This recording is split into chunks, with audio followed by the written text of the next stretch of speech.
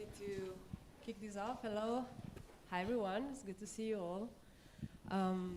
This is on, so we're all good. So welcome to the College of Architecture and Design at Lawrence Technological University. And welcome to those joining online through our YouTube channel. My name is Sara Kodarin, and I'm an assistant professor of architecture at the college. At the college, we believe that the future of design is multidisciplinary, and we host a range of design degrees that include graphic design, product design, transportation design, game design, interiors, and architecture. We track design future trends, emerging technologies, and advancements in practice as a means of crafting education approaches in these areas. Our lecture series allows us to engage in design discussions and offer broad perspectives on where we're headed. Our next lectures, and you can see that on the flyers in the room, will take place on October 10th with Paul Lewis from LTL Architects, and on October 12th with Amy Baker joining for the Distinguished Alumni Award ceremony. So you're all invited to join. You can sign up using the flyers on the table or through our COAD lecture page. Now today I'm very excited to introduce today's speaker of our fall 2023 COAD lecture series, Negar Kalantar. Dr. Negar Kalantar is an associate professor and co-director of the Digital Craft Lab at the California College of Arts. Her research and practice lies at the intersection of architecture, science, and engineering. Her current research focuses on applications of additive manufacturing technology, 3D printing, as a catalyst for innovation to expand new ways of design in interactive and responsive environments. The objective is to bridge the recent advancements in additive manufacturing technologies with large-scale structures. She focuses on applications of robots in additive manufacturing technologies to shift not just how infrastructures are constructed today, but also transform the way infrastructures are designed and built in the future from beginning to end. Kalantar is the recipient of several awards and grants, including the Autodesk Technology Center Grant 2018, the National Science Foundation Award 2015 for research on interaction of smart materials for transparent, self-regulating building skins, and the X grant from the Texas A&M President's Excellence Fund on developing sustainable material for 3D printed buildings. Before joining CCA, she was an assistant professor of architecture at Texas A&M University, where she headed up the Advanced Infrastructure Materials and Manufacturing Lab at the Center for Infrastructure Renewal. She has been organizing national and international workshops on additive manufacturing, robotic, and material advancement in manufacturing and architecture. The outcome of her research was presented at the Technical University of Vienna and Berlin, ETH Zurich, University of Maryland, Tehran University, Virginia Tech, Texas A&M University, and the New York 3D Print Show. She has collaborated with firms in Dubai, Chicago, New York, including SOM and Gensler. Today, Negar will speak on metamaking, a framework that surpasses traditional fabrication methods and explores innovative dimensions with design, material, and technology. So I look forward to the lecture. Thank you so much for joining today.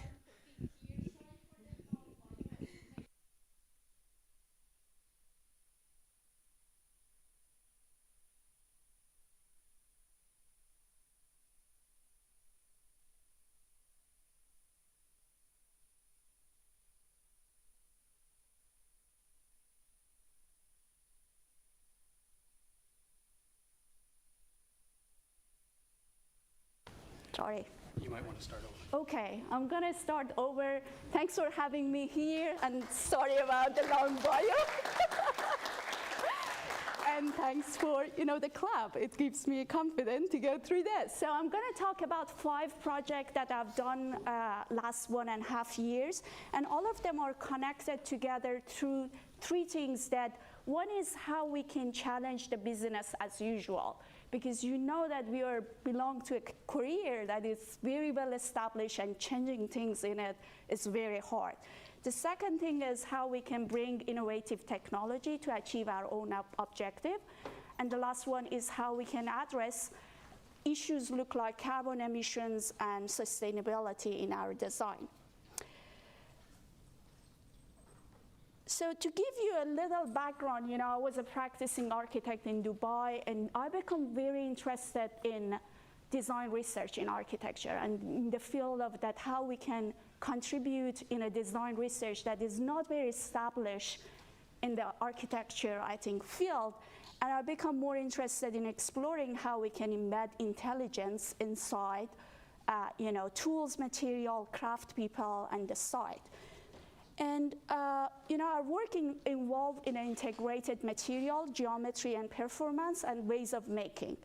But my big question is, what is the role of designer? When we design things, and in this time, what is the relationship between technology and the design? And how we can approach, big question like, addressing carbon emissions. Those things, are those related to us as a designer, or what we can do for those aspects and waste, for example, carbon emission and waste material. So we all know that we are moving from, a linear design that we take the material, make it, and waste it. And we are on the stage of passing design for recyclability, that, we design something that could be recyclable. But we are on the stage that we are thinking that how we can design for circularity. And what does it mean? That you don't design for one-time cycle. So you design, make, reuse, repurpose, repair, remake, recycle. And it has been that culture of design for centuries. And I think this is a new thing that we think that, okay, every object has one-time life. And this is not my goal as a designer, to think about the afterlife of an object. So how you can design something that has that embedded inside the design process. And we hear that, okay, our industry, construction industry or building industry, are responsible for 39% of annual global carbon emission. And what we could do for that one, out of 39%, 11% is something that is happening during design and construction. So those are related to the materials and the construction process. And 28% is related to just operational things. That, how you heat up your building, how you make the cooling, and all of that things are contributing to that 28%. But if we want to have a carbon-free future, that every countries are committed to that, and we as a designer, I think we have to think about it, is how we can challenge the convention of building components, fabrication, and assembly, and how we can push the boundaries of circular thinking and to drive the positive change, and how we can embark a transformative journey where technology, creativity, and sustainability coverage in construction. These are my two favorite quotes from Albert Einstein, that he said that we cannot solve our problem with the same level of thinking that we created them.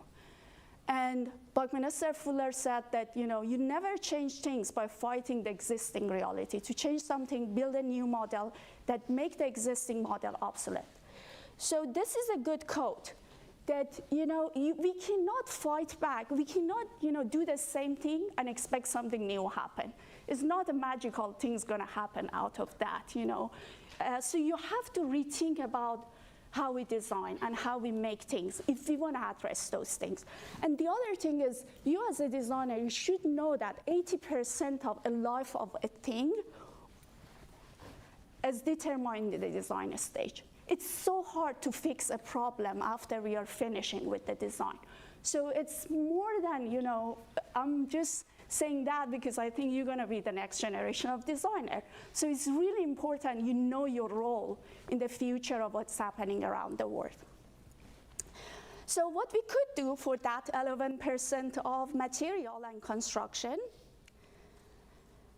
So I divided to two categories of materials and construction, and these are the strategy that we can use. For example, reuse, use less, use alternative, use better. In construction, build clever, build efficient, build sustainable, and build integrate. And I think I should include something that build nothing. So that's the most sustainable way of things, that we reuse things that we have. We don't make new things. But that's not my job. So these are the projects that I'm going to talk about it. These are the 5 projects in these categories that I'm going to address things in each categories that has, which is about the material approach and the construction approach. So I'm going to start with the first project. This is the project that recently we have been invited for a competition in EventScape. And this is our team. Every project that I'm presenting, I'm just one of a team member. So you're going to see a lot of people on the team. So the challenge was they gave us 1,600 wooden piece. That was the leftover of another project. And it's already cut, they have the dimension, and they ask us as how we can design a pavilion or a structure that use those materials as resources. And how we can use those materials that we think about, we reuse it again after our installation. So these are, 1,400 wooden pieces in 5 different lengths. And our challenge was how to design a digital fabrication installation that has a reusability after the installation. So our approach was, we go to digital assembly, and our approach was, if you have a simple components and complex assembly, you can always reuse that material as the resources again. But if we go for simple assembly and complex component, that's the way that is really hard to be reused. Because that, for example, that piece of wood becomes so specific to a task that it's going to be really hard to reuse it. So our approach was how we go from a linear design to a more circular thinking. And this is how we design it. We thought about that, with the use of the technology, we could give a surface that is self-sustainable or self-standing. Then we have the WASP as a generative algorithm to define where is the various parts going to be connected. And then you can, and we test the stability and everything through that one. So this is all variation that we could make out of those 1,400 pieces of wood. So there is not only one design, you could generate a lot of them. So this is how it works. You put the input, you have the constraint, and you get different output out of that. So again, we had only 2 simple holes in the 2 ends of the wood that the connector could work if there is a gravity or a problem of stability.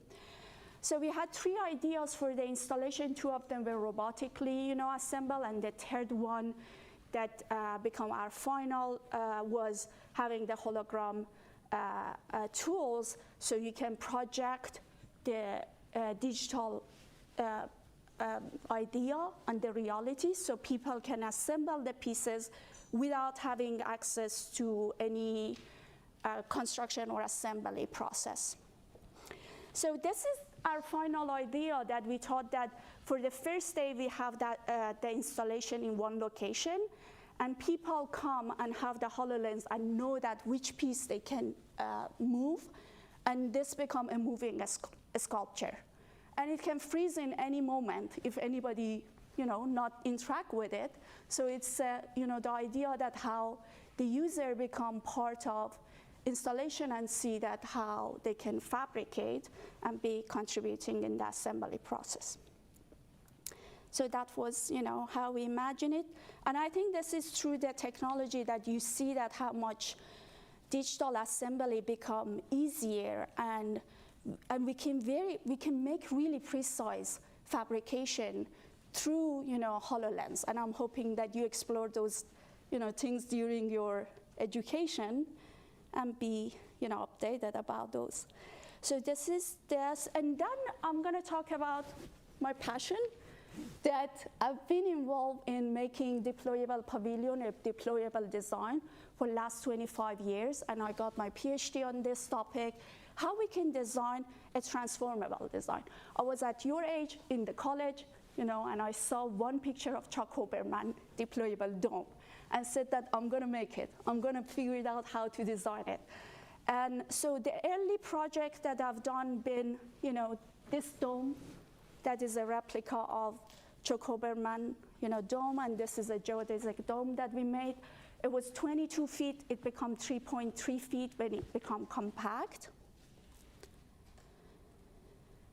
After that, I started figuring out that what I could contribute, because I knew that that scissor structure doesn't compact completely. So I became more involved in figuring out that what is the geometry that I can design so that the piece become very compact and portable. And the other part was how we can have less waste, and these are, two different types of scissor. This is the straight element, so you almost have no waste for fabrication of this. So then, I teach these courses in different universities about transformable design and how you can design a structure that could be deployed and become compact and reusable. Almost you can design any type of a structure to be collapsible. It's a matter of how much time you want to put in the assembly. I think is one of the approach that how we can design a structure that has multiple life. So after we use, in one location, we can transform it, transport it to another location and use it somewhere else. So these are some of the examples of those structures. And then Texas A&M University approached me. They wanted to have a pavilion for Earth Day in Dallas. And we were in College Station 4 hours apart from that location. So we designed this pavilion that's 20 feet by 20 feet. It became compact 1.5 foot. So we could put it in a, just U-Haul, take it there. And they've been using for 5 years. And I think that's a good way of, not thinking one time about design and how you can give the possibility for them to reuse it after. And these are some of my happy students that this semester, last semester, they designed some deployable, pavilion. And each of them had only 3 pieces of the plywood, so it was almost no waste. Nothing came, as a leftover. And it was very precise, everything in the design stage and assembly, and you could see that. And that's, through that QR code, you could go and see the documentation of 11 years of the Trans Studio related to deployable structure. So the next project is a 3D printed pedestrian bridge project in South Carolina. I was on sabbatical last spring, and I had a great time working with John Haymaker, the head of the research of Perkins and Will, that unfortunately he passed away during the summer. So it was a great collaboration with him and his team. But Perkins and Will Charlotte office, they received an inquiry for designing a 3D printed bridge project, and they didn't have in-house, people, so they reached out to us, and we become part of their team design. So this is the final look of the bridge, and hopefully going to be the first 3D printed bridge project in US. We have some in other countries, but we don't have it in US yet. So we started like other project. We did a lot of simulation on human traffic and thinking about that where is the location of the bridge should be on the river, and how we can contribute on the walkability from the 2 sides of the river. I'm sharing this because I feel that if you want to be part of a novel innovation in technology, your job is more than designing a cool looking bridge. You have to be involved on fabrication, who's going to make it, and consider all those aspects during your design process. So my role, beside of being part of a design team, was understanding who can contribute to this project. So we were having interview and conversation with 19 different labs, 3D printing, construction companies, material supplies, to figure out who can help us with this project. And documenting all of that and applying those on the design process. For example, if you want to do a gantry project, gantry system for production, what is the maximum lengths that you could use? And those could be applied in your design and how you slice your pieces. A lot of simulation and analysis on how we can make the project as thin as possible so we can use minimum material on that. And using the texture on the handrail and the whole piece become as a beam structure for the bridge.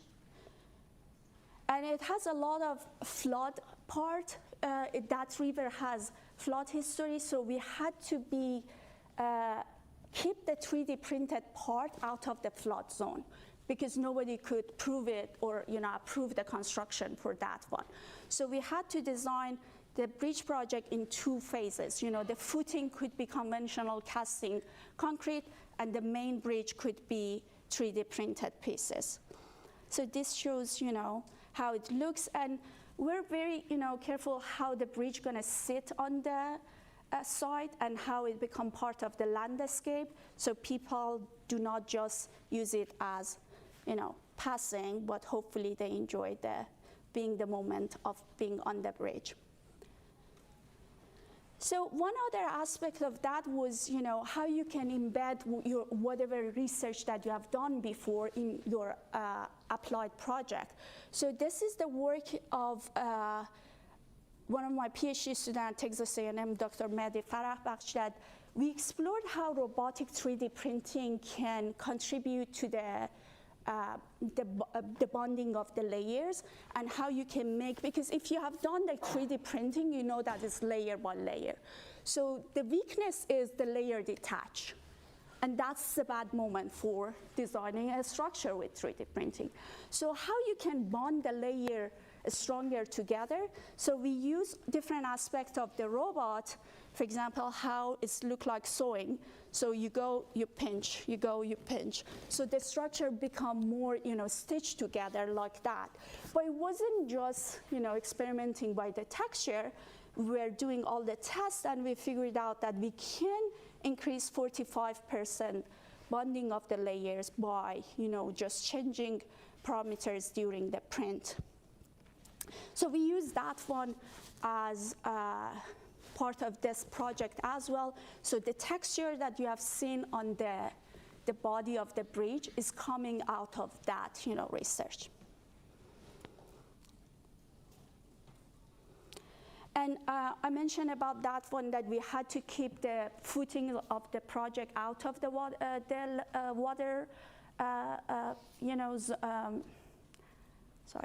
the flood zone. So the footings was 3D printed shell and casted concrete, and the main parts was fully 3D printed.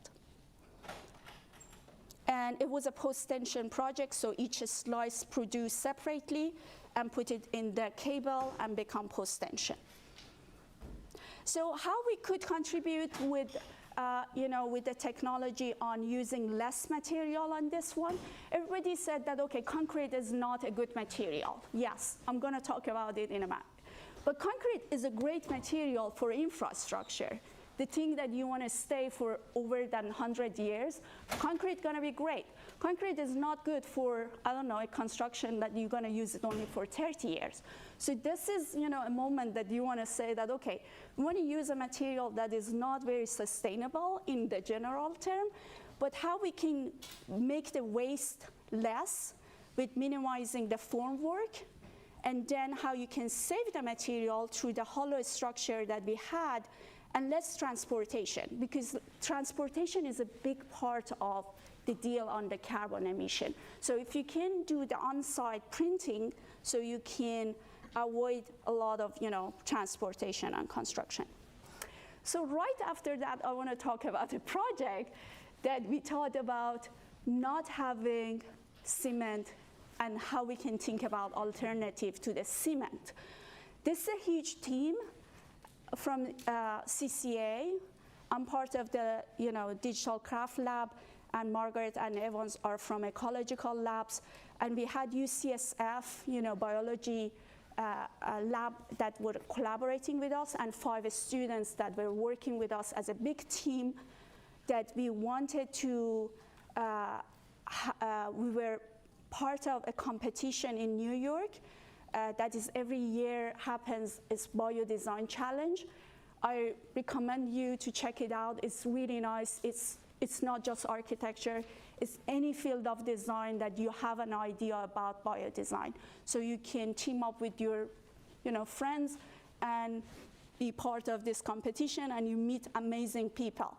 So our question was, you see 2 towers, one architecture and human-made, the other one is just sea urchin, and they're very similar to each other. And they use both of them cement. One of them naturally produced, the other one is a handmade, man-made. And we are not the only species that we make a hard shell for our, enclosure and our building. There are, millions of other, species that they do the same thing, but they do it naturally. They do it with the bio process. They make cement. So our goal was, and I'm from a country that has thousands of years of, civilization just by soil material, earth material. So how, last few hundred years we become user of the concrete. And now when you think about the concrete, you think that, okay, maybe we're not using it that much. Concrete is the second material being used on the planet. After water is the most, material that people use. So that's the, the scale of the usage of the cement or concrete on the planet. So so concrete is a if you could do cementation through the biology, you get the cement again, concrete again. So the process of cement is not by itself is not harmful. Concrete is not a bad thing. The process of making cement is harmful because you need, I think, 14,000 degrees Celsius to produce heat for the process of cement. That's the bad part. The cement is a good thing, it's not a bad thing. So it's more about how you can make the concrete through the natural process or alternative process. And I'm mentioning that this is not replacing concrete, this is alternative way of thinking about if we can produce something in collaboration with biology. So, we have all this information and this technological advantages in this moment or in this century that we have computational design that we can design, optimize a structure. We have additive manufacturing that we can produce those complexity, because before we could imagine a bone structure, but we never could make it because we didn't have tools of making that. Now we have that one, and we have material engineering that can work with us to produce something more nature-like. So this is the, our question was how we can use the microscopic work to work with us to prepare, an alternative for a concrete material for building. So we partner with bacteria. The bacteria that we are using is a bacillus. It's a very non-harmful bacteria. Everybody think about bacteria, they think about disease. But bacteria, we are more bacteria than anything else. So there are so many good bacteria around us. So this is, FDA-approved bacteria that we, UCSF team, produced for us and kept them alive. And this is the macroscopic, detail of how biocementation happened inside the material. But what we did, we mixed, instead of water adding to the clay, we added this medium of bacteria added to the clay. And then our team looked like any other things. We had to do a lot of experimentation to figure it out that how we can print this material and how much medium we need for making it printable. So a lot of testing. It was a semester work of 3 students in architecture and 2 students from UCSF working all together to get to this formula that is available. Hopefully, if you want to, test, you can test it as well. And then this is the moment of truth that you test it and see that is it working or not working. And you could see that, the normal clay and water is 400 pound, the load that it can carry. And the clay and bacteria is around, I think, 1,800. So it was 4 times more strength that you could get. Why we do that? Because we can bake, fire the clay. When you fire the clay become almost, you cannot recycle it. It becomes really hard to recycle. So our hope was how we can make a strong clay that you didn't fire it. So that's the goal. And how you can just take the bacteria and put it on the soil and make, a material that you can make an earth architecture. And again, those, some microscopic, we had to send the pieces, they break it and see that how the biocementation happened inside the material. So then it was our team was working on how we can use the robotic fabrication to make a structure that doesn't need a support and could just be printed with the robotic and get the walls and the roof together in one printing. And one of the aspects of using the robotic is you can do non-planar printing. So you get a normal 3D printer just do planar printing, so you cannot get off the axis. But with the printing with the robot, you could have that one.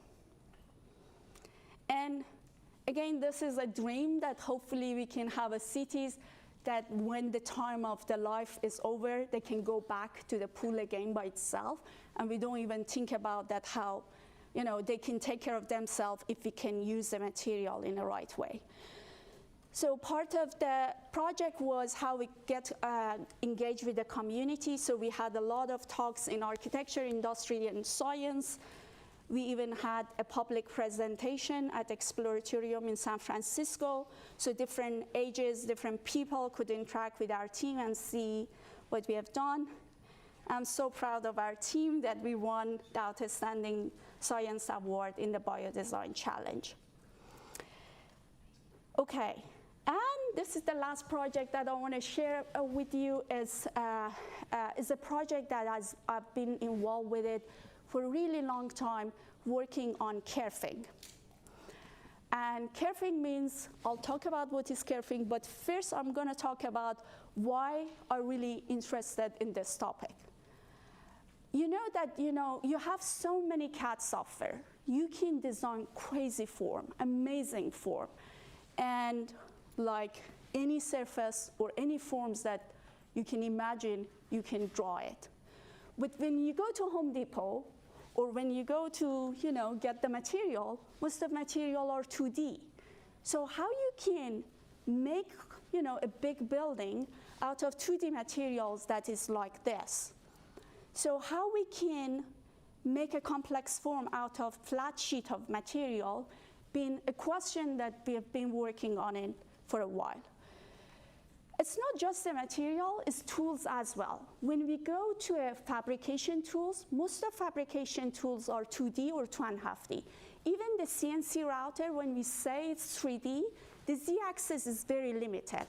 And you have to remove a lot of material and make a lot of waste if you want to make a complex form.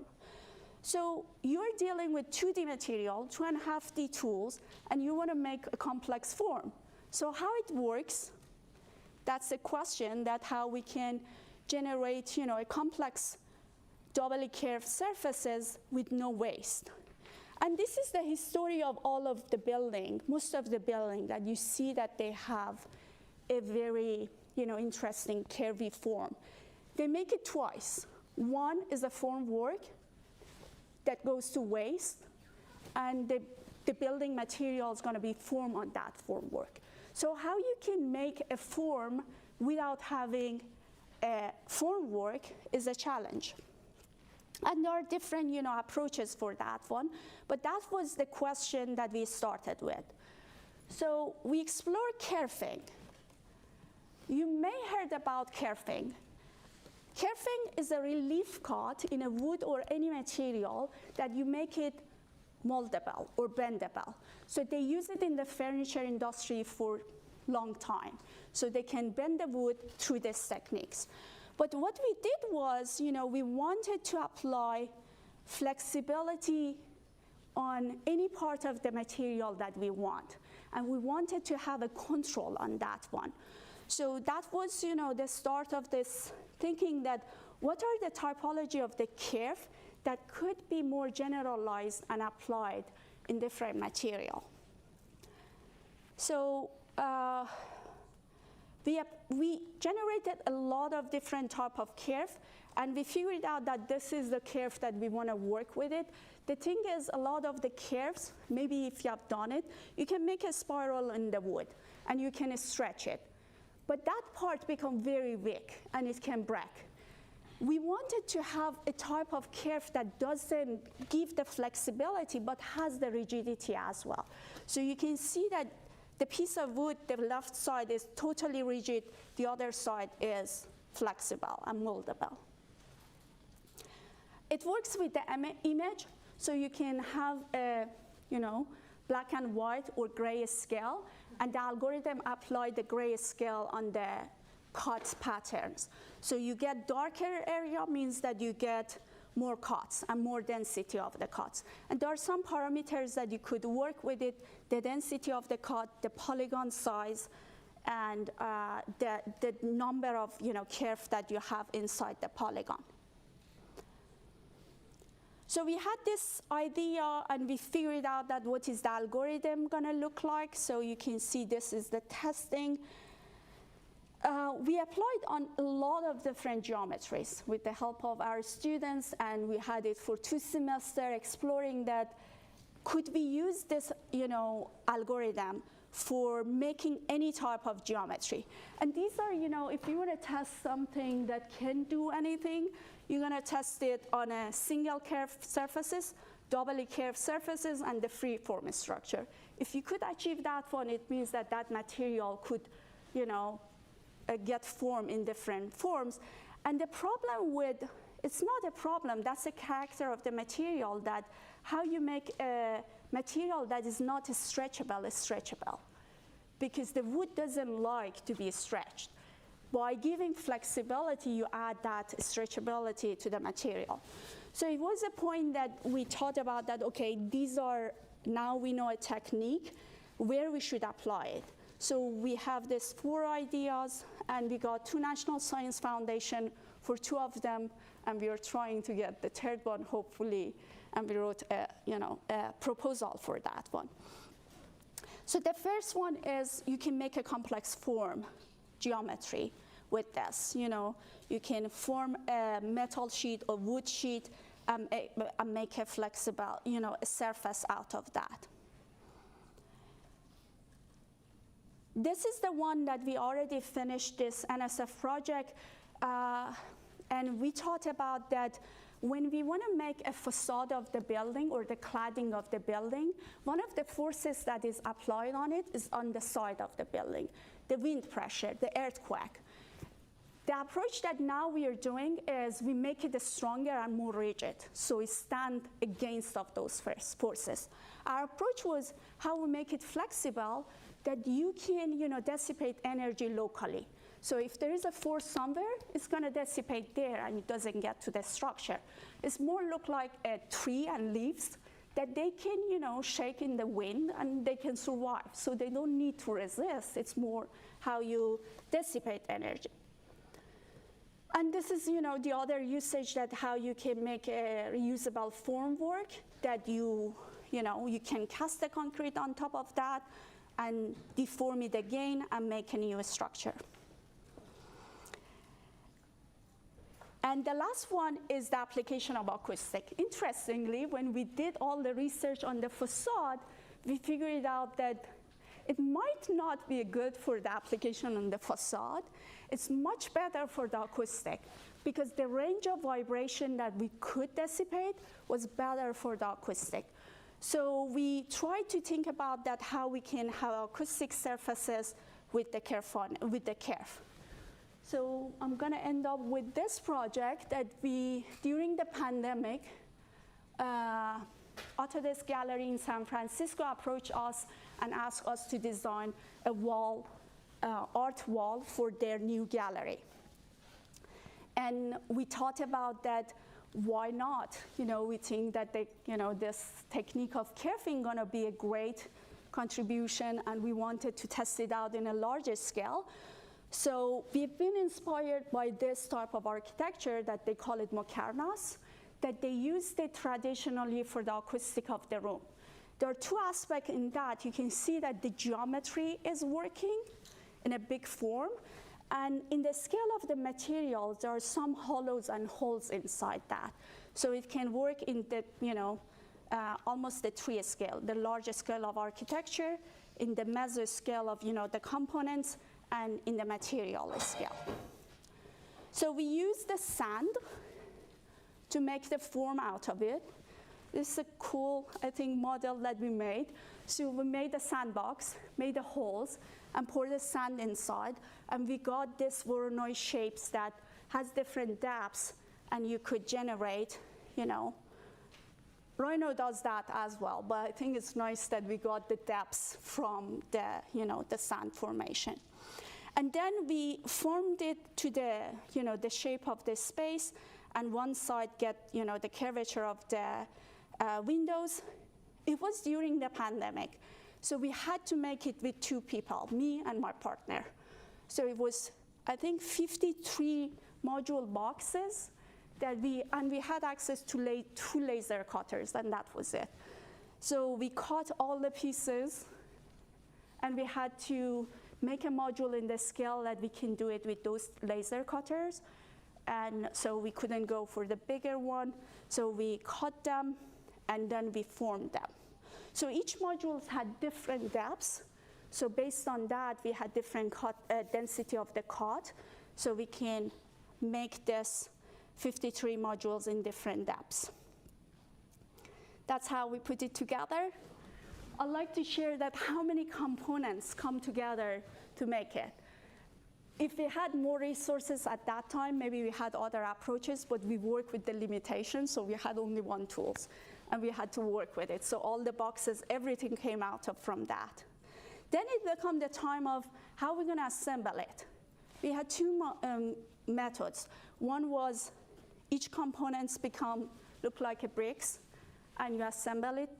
But we had only 4 hours for the installation, so that wasn't very effective to take all the modules, install it in 4 hours, and calibrate them. So we went for the second approach, that we assemble few of them together and had this large panels that they can slide them together. We thought about it in earlier stage. We knew that the pieces should go sliding next to each other, so we provided that in the design process. Otherwise, you might be designing something that they cannot slide together. So we had 3 layers, one CNC panel at the back, one CNC panel that we use it as a registration of the modules and connect them together, and then we got to this. It was a great project. I'm very excited that now they use it as an acoustic wall. The people sit in front of it, and it becomes part of the interior design. So it's a moment that you have a project and you think that, should I use some of my researches for that, or may fail and it's going to be bad. But it was a moment that we decided to go through that one. And again, we tested. We didn't think that, okay, if we claim it, it's going to work. So before installation, we worked with Texas A&M University, and HBK is our acoustic firm. So we test the room without the wall, and we test the room after installation. And we saw that how the reverberation time changes. And that's how the acoustic, you can test that how the acoustic works efficiently in the room. I'm going to finish it with this short video that shows that how the design generated for the room. And then we can have a discussion.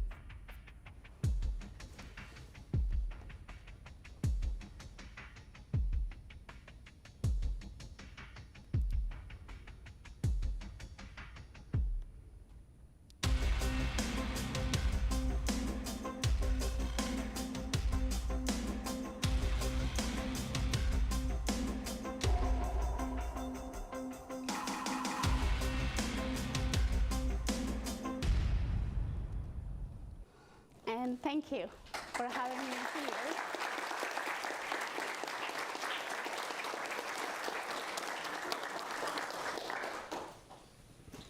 That was fantastic. Thank you so much. We do have time for questions. I can run around the room. Yes. Wait. Oh, that's too easy. But I heard it. Thank you.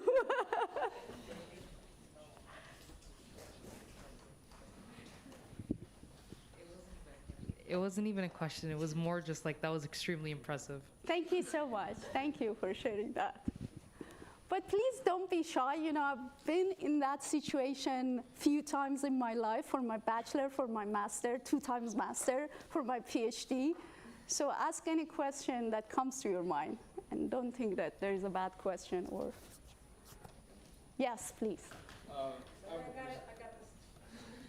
Because there are some online people that I think they need to hear the question. Okay, thank you.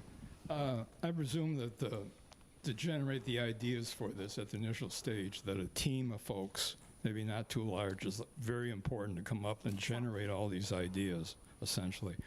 And I know this sounds pretty basic, but when you're talking about condensing down to the smallest particle or whatever to generate the simplest design, is there any similarity between that and origami? I would say yes. A lot of the design that I shared has a lot of fundamental logics that comes together and work in a bigger term.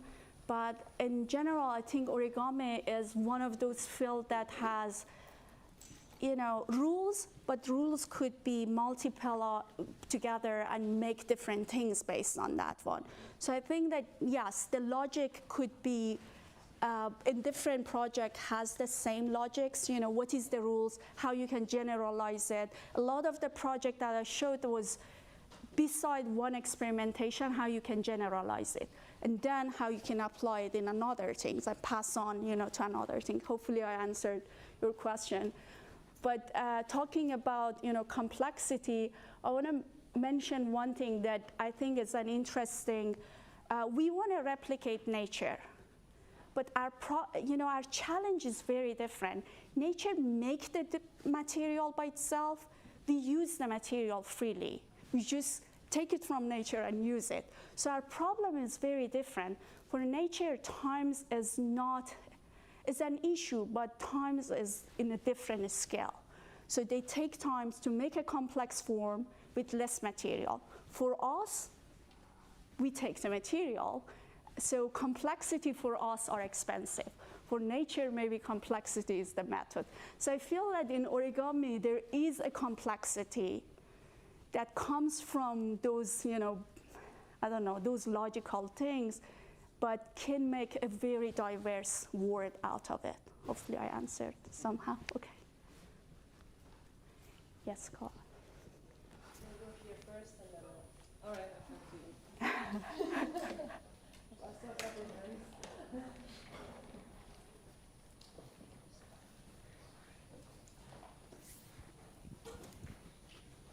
My hope is the next question comes from all the way over there. Thank you. It was a great presentation. As you know, well, I think also the interest in bringing you here was because you occupy many different areas, right? Yes. You're trained as an architect, but you're a tenured professor in an interiors department, but then you're also working at a research level. And so at a school like ours where we have interior design and Yes. architecture, I wonder if you could talk about maybe Sure. some of those differences, some of Yes. those tensions. I think the last project was a great example too, where you talk about all those things coming together, Yes. and then also the potential product or impact that Yes. might happen with an interior Exactly, type yes. of application. Thanks for the question. Yes, I teach a majority of my courses are interior design, and I feel that for me, a skill is not that much a matter, to be honest. I think that you can work in the scale of a furniture or handles, or in the scale of building, or even bigger. So it's more about that how you apply your thinking process on that. But interior design, I think, has a lot of contribution. As I say, do not make more thing. So, but how we can adopt our interior space to be reusable with our new, performance or our new needs of human being.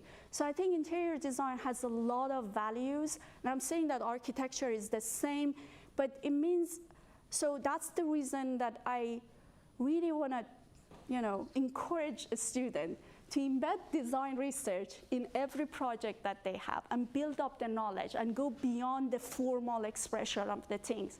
Because form, yes, is amazing, but who's going to make it, how they're going to make it, that's the matter. And how it's going to perform is really matter. So, I didn't share that much of my student work, but everything that I've done has been part of a studio or something, and a student were involved in that.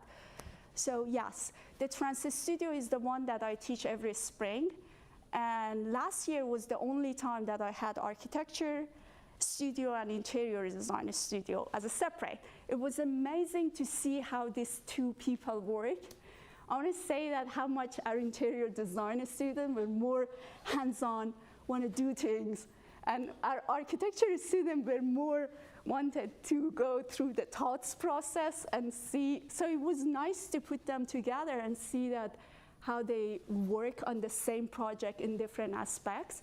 But I'm advocating that, I think we need more interior designer, not just for the beauty of the space, but to make the space more, livable, greener, healthier, a lot of big challenges that we have. And to end the question, your thoughts is 90% of our life, we live inside the building, inside something. So it's really important how the interior of space working.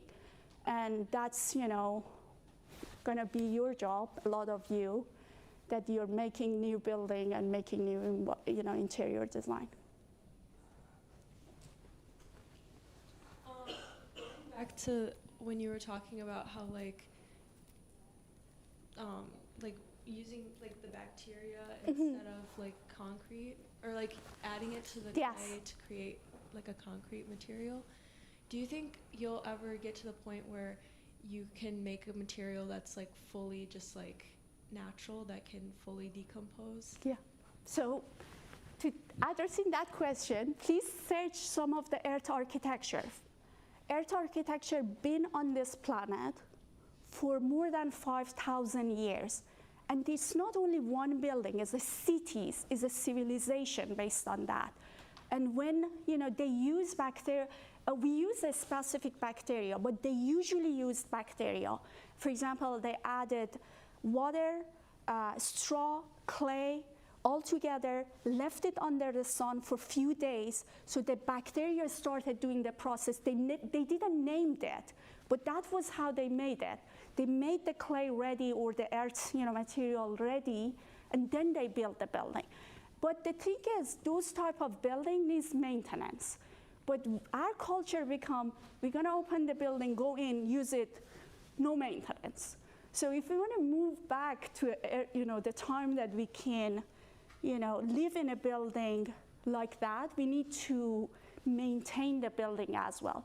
Those buildings, every year they put a new layer on top of it, because these bacteria could be activated. You add the water and a little nutrition, and they become stable again.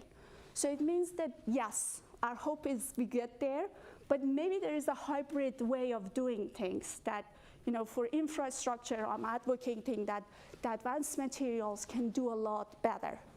For 1-story, 2-story building, even in Yemen, there are 7-story building, high-rise with clay only.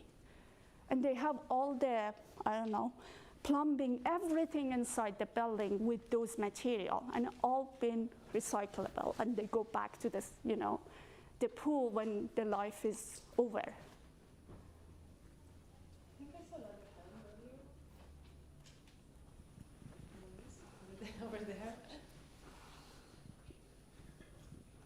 No, don't let me run to the other side of the room.